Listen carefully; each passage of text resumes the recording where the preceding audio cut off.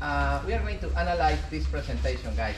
And those are according with the materials of the parts, head, the piston, the valves, the pumps, the housing, the blocks, the liners. Those are the ingredients: chromium, magnesium, carbon, silica, tin, antimony, lead, copper, nickel, molybdenum, sulfur, and phosphorus. Those are the main ingredients in the different alloys. And those are the elements that you need check. You need check when you receive the report of the oil sample analysis. Those are the elements that you need pay attention. Why? Why those elements? For example, we are going to check chromium, the number 1. In what elements I have high level of chromium? You see? High level of chromium. Look at this.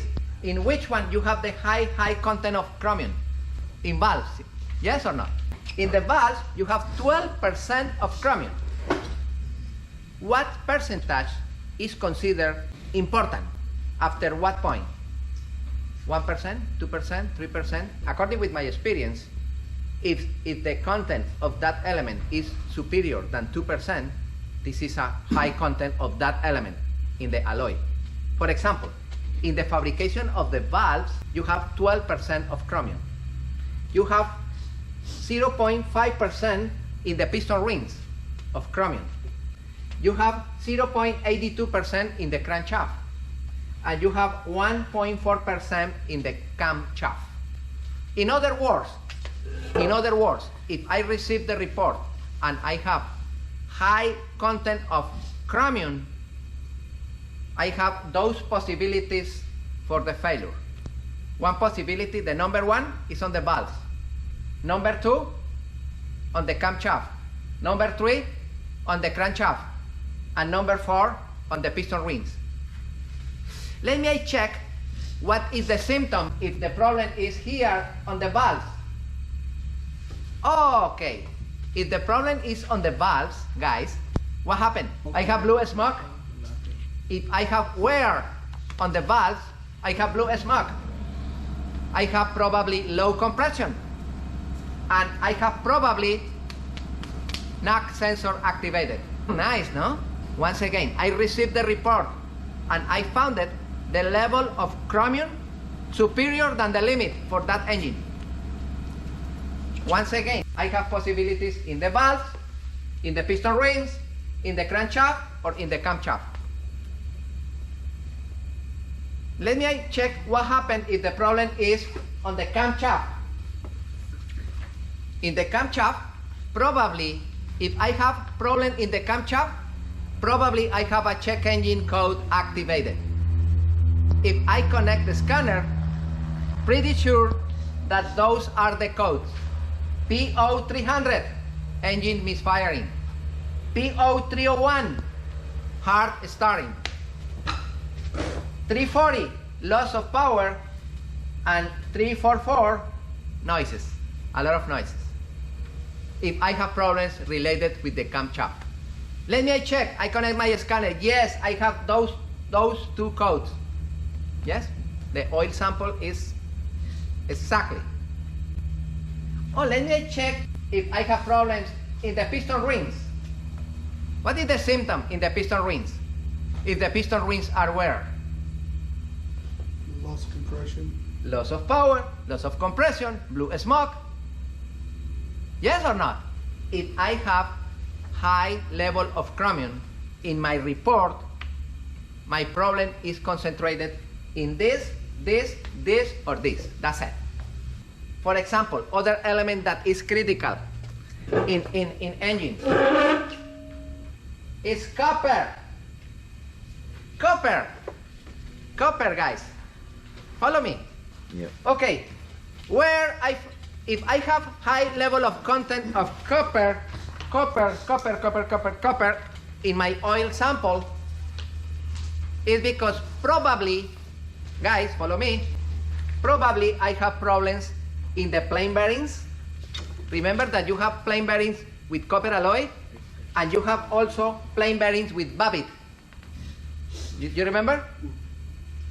In both of them, look at this. The plain bearings in copper alloy, the amount of copper in those bearings is 85%. Practically is pure copper. No? In the babbitt, where are located the bearings with babbitt? Crankshaft. The bearings of the crankshaft, they have 5% of that metal, soft metal, is copper. It's a lot. In both of them, I have practically 85% of the possibilities. In what other element I have copper? Look, in the pistons. The aluminum pistons, they have practically 2% of copper. You know? And also, other element with high content of copper is the heat exchanger. It's a copper nickel alloy. More than 70% of the material is copper. Oh, my friend, I have copper in 4 important components of the engine. In bearings, both bearings, in heat exchanger, in pistons. Nice, no? We are going to check, for example, I have those. If I have excess amount of high amount of copper, I have 4 possibilities. One possibility in the plain bearings with copper, the plain bearings of the camshaft, and the plain bearings of the turbo. You remember the plain bearings on the turbo? The bearings of the turbo, how much is the speed of the turbo? 150,000 RPMs. And the bearings are in copper. And also in the star motor, the bushings of the star motor is in copper. Okay. Also, I have a copper in the plain bearings of the crankshaft, the babbitt, the soft metal. 5% is copper. I have copper in the pistons, and I have copper in the heat exchanger, more than 70%. Okay. All right, I have those 4 possibilities, but I want to know with more approximation if it's this, or this. Okay, let me check, for example, what happens if the problem is on the pistons. It's simple. It's simple. If the problem is on the piston, I have loss of power, low compression, or blue smoke. No? Guys. Low compression or blue smoke. What is the meaning of that? Now, if I found that high content of copper, and for example, I check the heat exchanger, and the heat exchanger is in good condition because I replaced for a new one, the problem is not on the heat exchanger. Probably it's on the bearings, or probably is on the pistons. If it's on the piston, probably I have those situations. If it's on the bearings, for example, the plain bearings in copper alloy, you have low oil pressure and you have the NOx sensor activated, and probably you have those codes, any of those codes in the computer in your car activated. This is if you have problems in the bearings of the camshaft or the bearings of the turbo. Let me check if I have problems, if the possibility is on the bearings of the crankshaft. Exactly the same. Low oil pressure, NOx sensor activated, and those are the codes.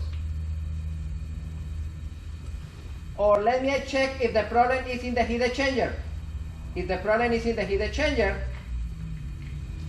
the engine is running at high temperature, higher than the normal. Probably I have a problem, lack of raw water, and I have loss of power. But the engine is running at high temperature than the normal. You like that? Oh yeah. Okay, let me check other important metal. For example, lead. Lead. Where you found that lead? Plain bearings. In both bearings. In both bearings. And I don't need advance. You know what is the symptom for bearings. Low oil pressure. Low oil pressure, NOx sensor. NOx sensor activated. Simple. low oil pressure in any of the bearings. Look, low oil pressure and knock sensor activated.